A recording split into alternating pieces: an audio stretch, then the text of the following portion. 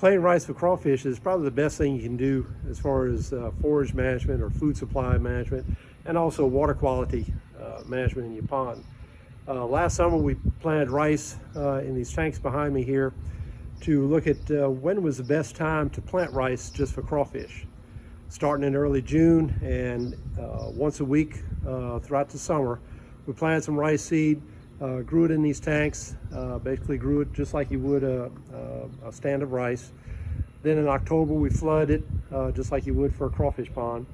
And one of the things we found was the rice that was planted in June and early July, that rice headed out too soon, so that by October you had dry grains of rice. The plant was starting to senesce or die back, and then the rice planted in late July and the first week of August, that rice in October, when all the babies are coming out and things are just getting started, that rice planted in late July, it was still green and just barely starting to make a seed head in October.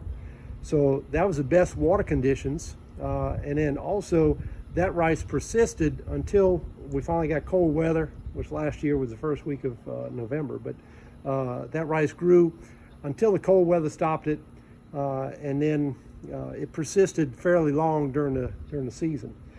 The rice that was planted in mid-August, by October, you still had a thin stand of green rice, which wasn't too bad for water quality, but the cold weather stopped it, and you just didn't have as much volume of biomass to feed the food chain or the food web for crawfish.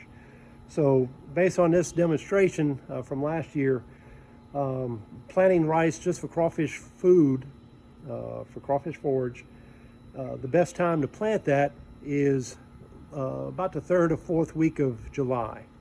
So if weather cooperates and you can plow it and prepare the seed bed and spread the seed the last part of July, that's probably the best situation for growing rice for crawfish.